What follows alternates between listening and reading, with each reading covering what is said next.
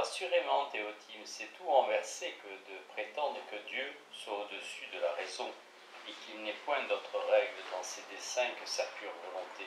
Ce faux principe répand des ténèbres si épaisses qu'il confond le bien avec le mal, le vrai avec le faux, et fait de toute chose un chaos où l'esprit ne connaît plus rien. Saint Augustin a prouvé invinciblement le péché originel par les désordres que nous éprouvons en nous. L'homme souffre, donc il n'est point innocent. L'esprit dépend du corps, donc l'homme est corrompu. Il n'est point tel que Dieu l'a fait. Dieu ne peut soumettre le plus noble au moins noble, car l'ordre ne le permet pas. Quelles conséquences pour ceux qui ne craignent point de dire que la volonté de Dieu est la seule règle de ses actions?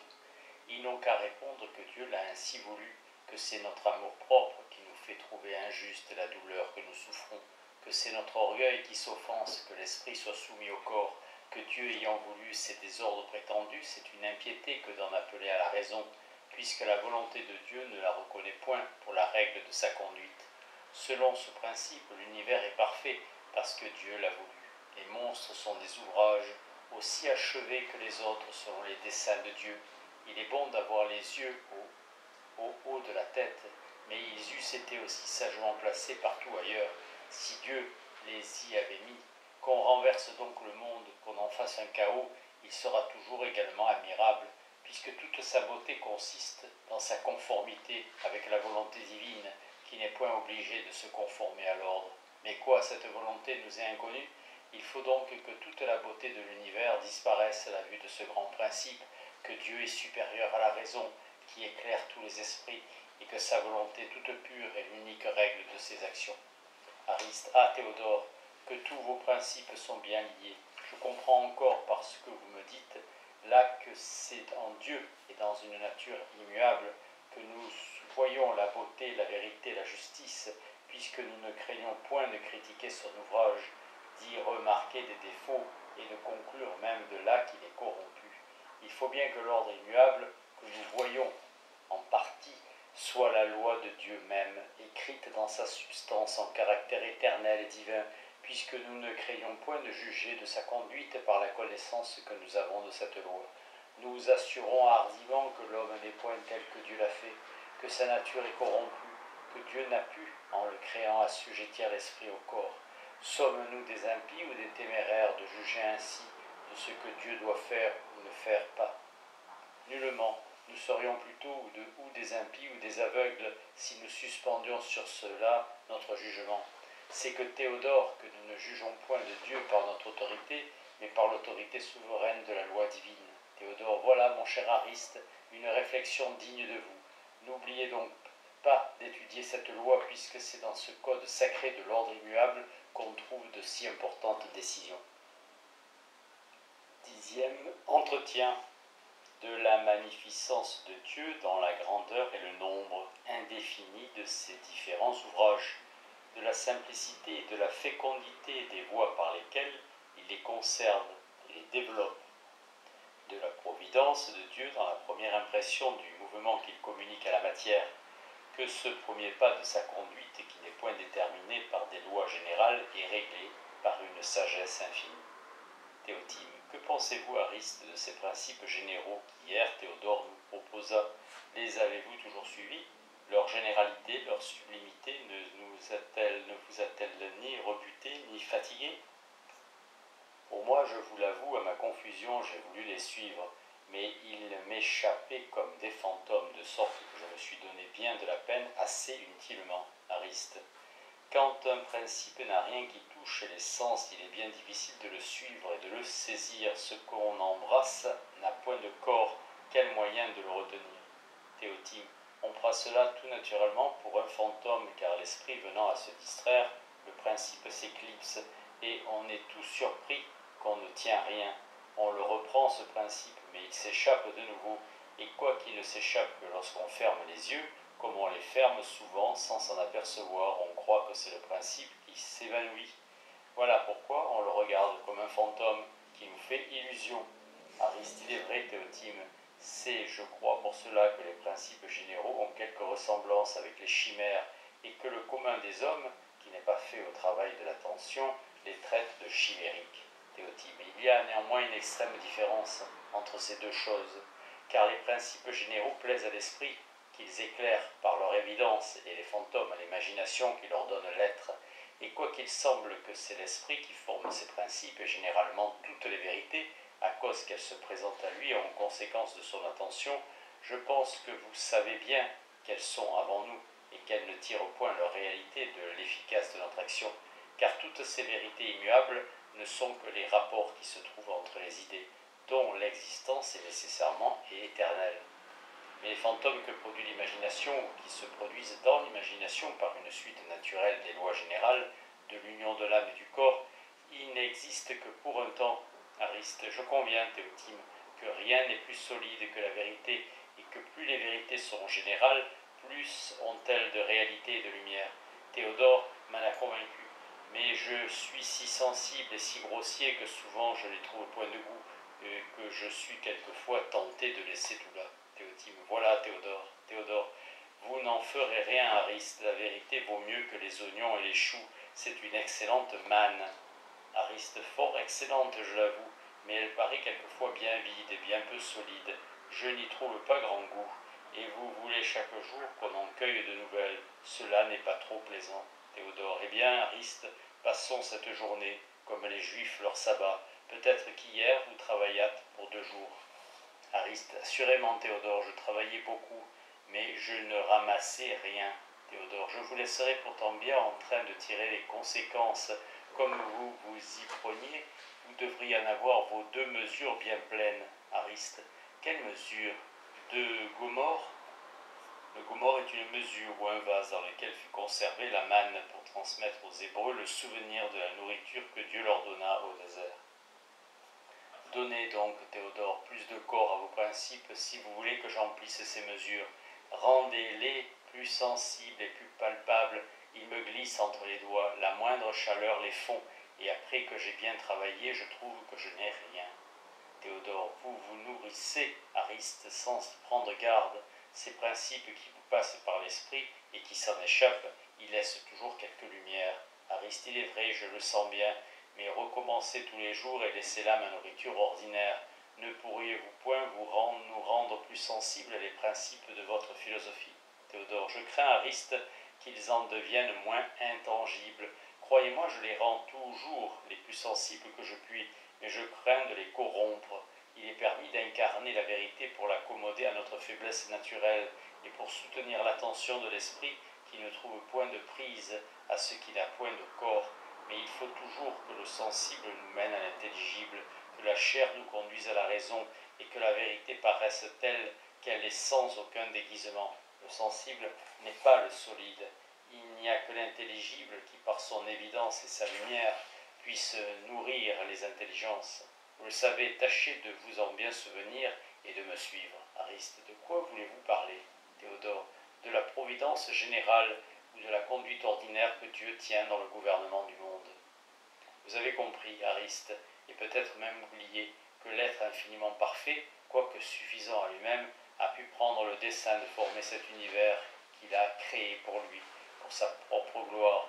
Il a mis Jésus-Christ à la tête de son ouvrage à l'entrée de ses desseins, de ses voies, afin que tout fût divin, qu'il n'a pas dû entreprendre l'ouvrage le plus parfait qui fût possible, mais seulement le plus parfait qui put être produit par les voies les plus sages ou les plus divines, de sorte que tout autre ouvrage produit par toute autre voie ne puisse exprimer plus exactement les perfections que Dieu possède et qu'il se glorifie de posséder. Voilà donc, pour ainsi dire, le Créateur, prêt à sortir hors de lui-même, hors de son sanctuaire éternel, prêt à se mettre en marche pour la production des créatures. Voyons quelque chose de sa magnificence dans son ouvrage, mais suivons-le de près dans les démarches majestueuses de sa conduite ordinaire.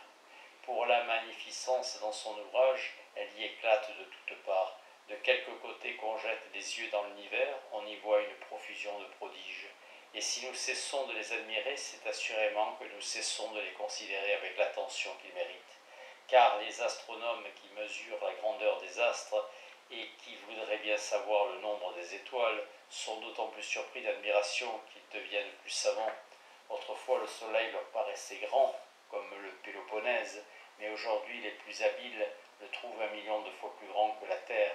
Les anciens ne comptaient que 1022 étoiles, mais personne aujourd'hui n'ose les compter. Dieu même nous avait dit autrefois que nul homme n'en saurait jamais le nombre. L'invention des télescopes nous force bien maintenant à reconnaître que les catalogues que nous en avons sont fort imparfaits. Ils ne contiennent que celles qu'on découvre sans lunettes, et c'est assurément le plus petit nombre. Je crois même qu'il y en a beaucoup plus qu'on ne découvrira jamais, qu'il y en a de visibles par les meilleurs télescopes. Et cependant, il y a bien de l'apparence qu'une fort grande partie de ces étoiles ne le cède point ni en grandeur ni en majesté à ce vaste corps qui nous paraît ici-bas le plus lumineux et le plus beau.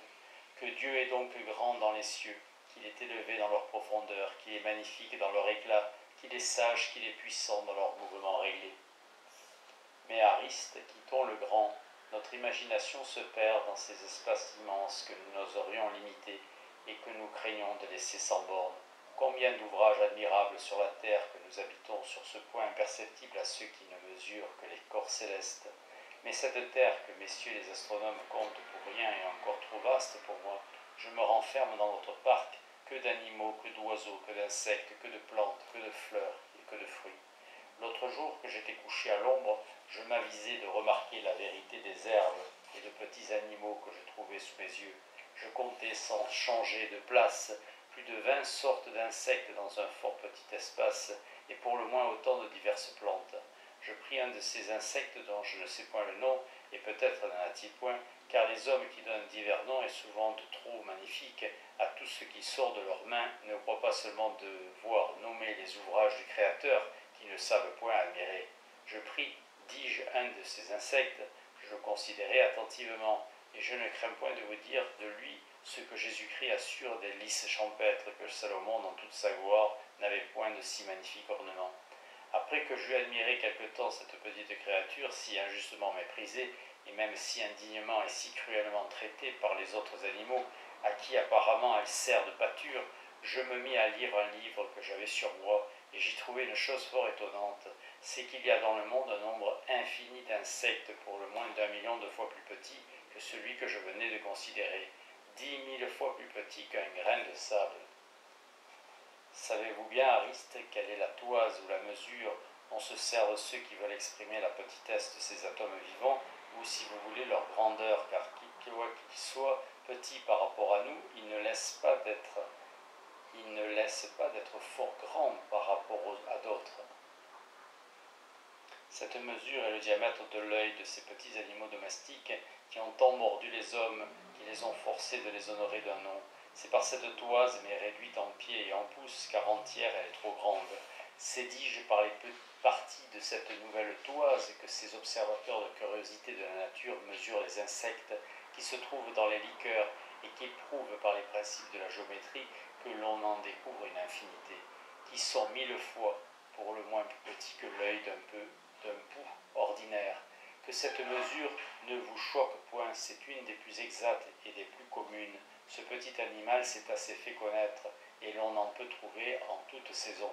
Ces philosophes sont bien aises qu'on puisse vérifier en tout temps les faits qu'ils avancent, et qu'on juge sûrement de la multitude et de la délicatesse des ouvrages admirables de l'auteur de l'univers, Ariste. Cela me surprend un peu, mais je vous prie, Théodore, ces animaux imperceptibles à nos yeux, et qui paraissent à peu près comme des atomes avec de bons microscopes, sont ceux-là les plus petits? N'y en aurait-il plus loin encore beaucoup d'autres qui échapperont éternellement à l'industrie des hommes? Peut-être que les plus petits qu'on n'ait encore jamais vus sont aux autres qu'on ne verra jamais, ce que l'éléphant est au moucheron. Qu'en pensez-vous?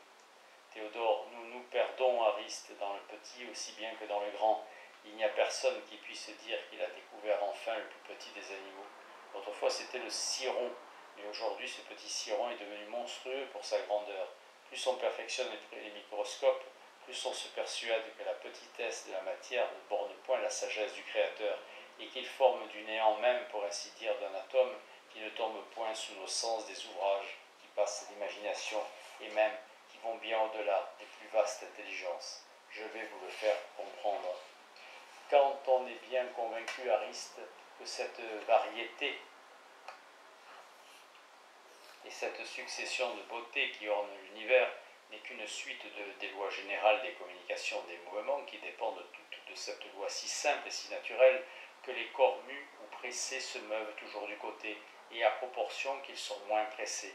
Quand dis-je, on est bien persuadé que toutes les figures ou modalités de la matière n'ont point d'autre cause que le mouvement et que le mouvement se communique selon quelques lois si naturelles et si simples qu'il semble que la nature n'agisse que par une aveugle impétuosité. On comprend clairement que ce n'est point la terre qui produit les plantes et qu'il n'est pas possible que l'union des deux sexes forme un ouvrage aussi admirable qu'est le corps d'un animal. On peut bien croire que les lois générales des communications des mouvements suffisent pour développer et pour faire croître les parties des corps organisés, mais on ne peut se persuader qu'elles puissent jamais former une machine si composée.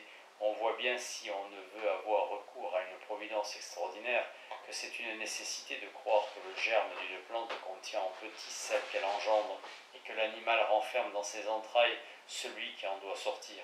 On comprend même qu'il est nécessaire que chaque semence contienne toute l'espèce qu'elle peut conserver, que chaque grain de blé par exemple contient en petit l'épi qui pousse dehors, dont chaque grain renferme de nouveau son épi.